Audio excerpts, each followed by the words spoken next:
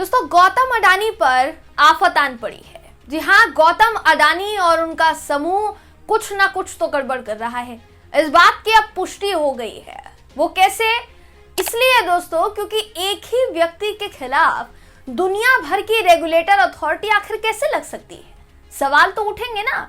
हो सकता है ये खबर भी दबाने की कोशिश की जाए जो हम बता रहे हैं, क्योंकि खबरें बनेंगी इजराइल और फलस्तीन पर, खबरें बनेंगी भारत में हिंदू मुसलमान पर, डिबेट होगी पाकिस्तान पर, लेकिन एक व्यक्ति की चर्चा कहीं से कहीं तक नहीं होगी और वो है गौतम अडानी, जिन्हें साहिब का परम मित्र कहा जाता है। दोस्तों, अडानी जी घिर गए हैं फिर से। इस साल की शुरुआत में हिंडनबर्ग ने अडानी जी का जीना मुहाल कर दिया था। अब एक रेगुलेटर अथॉरिटी ने अडानी समूह की सबसे बड़ी मेंबर फर्म के खिलाफ जांच शुरू कर दी है। ये रेगुलेटर अथॉरिटी कौन सी है और फर्म कौन सी है जिसके खिलाफ जांच शुरू की गई, इस खबर में आपको बताऊंगी। नमस्कार, मेरा नाम है जयंती झा और आप देख रहे हैं देश नीति।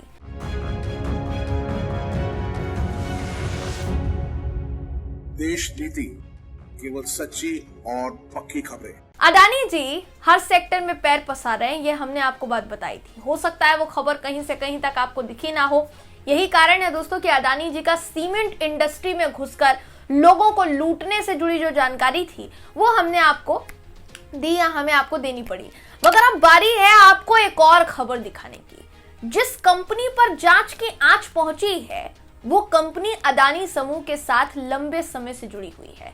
भारत में मेंबर है एसआर बाटली बॉय, अडानी ग्रुप की 5 लिस्टेड कंपनी की ऑडिटर फर्म है। इसी एसआर बाटली बॉय के खिलाफ accounting regulator national financial reporting authority यानी एनएफआरए ने जांच शुरू कर दी है। यानी ये फर्म जिन 5 कंपनियों की ऑडिट देखती है उन कंपनियों की भी जांच होगी। रेगुलेटर ने फर्म से अडानी ग्रुप की कुछ कंपनियों के ऑडिट से जुड़ी फाइलें मांगी है, कम्युनिकेशंस मांगे हैं।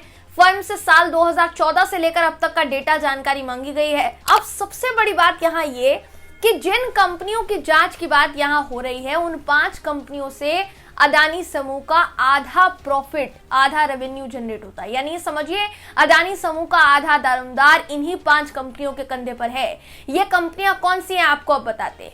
Adani power, Adani green energy, Adani Wilmer, ACC और अंबुजा सीमेंट्स। ये वो 5 कंपनियां हैं जिनकी ऑडिटर है एसआर बाटली बॉय फर्म। 1 दशक तक इसी फर्म ने Adani ports and special economic zone को भी ऑडिटिंग की थी। दोस्तों, इसी मामले को लेकर जयराम रमेश ने ट्वीट करके कई सवाल खड़े किए हैं। क्या सवाल है आपको बता देते हैं। उन्होंने अपने ट्वीट में लिखा कि कई 2023 में अडानी टोटल गैस लिमिटेड के वैधानिक ऑडिटर ने इस्तीफा दिया।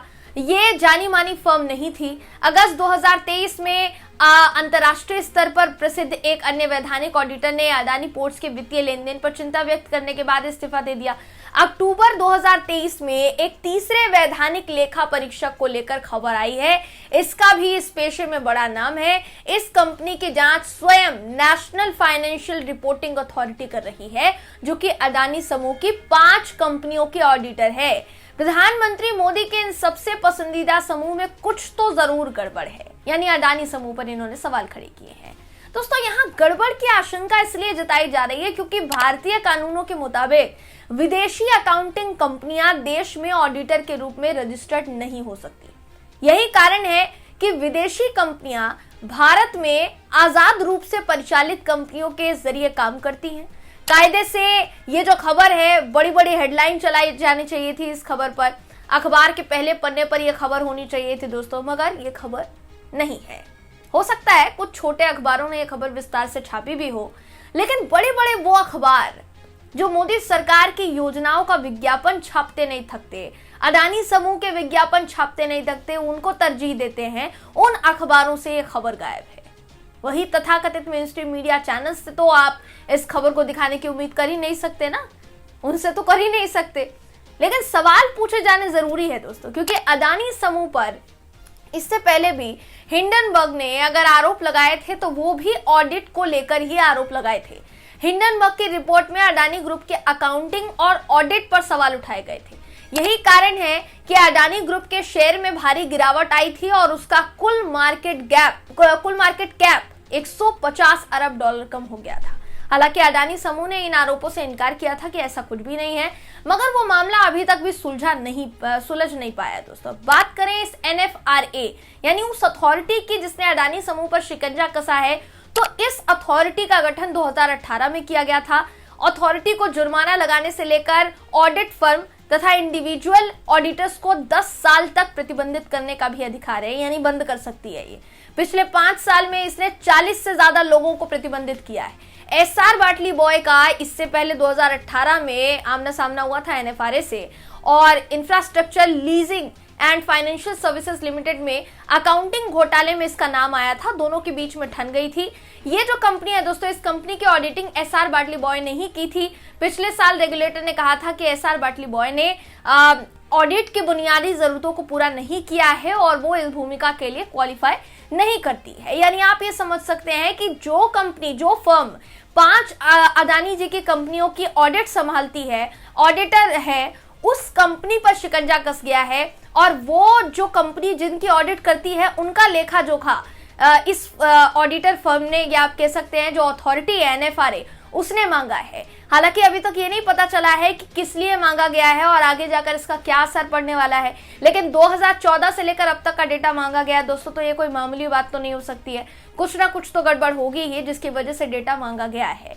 मगर क्या आपको भी वाकई लगता है कि अडानी समूह पर इतनी जांच जो बैठाई जा रही है, इतनी जो जांच हो रही है, क्या वाकई में वो प्रायोजित हो सकती है?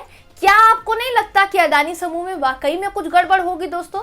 तभी पूरी दुनिया की जो फर्म है, पूरी दुनिया के जो अखबार है बड़े बड़े, वो इस वक्त अडानी समूह का कच्चा चिट्ठा खोलने के लिए तैयार बैठे हुए हैं। आखिर क्यों? आपको क्या वजह लगती है? कमेंट करके जरूर बताइएगा। वीडियो अगर आपको पसंद आया हो तो वीडियो को लाइक कीजिए, शेयर कीजिए, चैनल को सब्सक्राइब करना बिल्कुल भी ना भूलें। फिर मुलाकात होगी आपसे अगली वीडियो में, तब तक के लिए नमस्कार।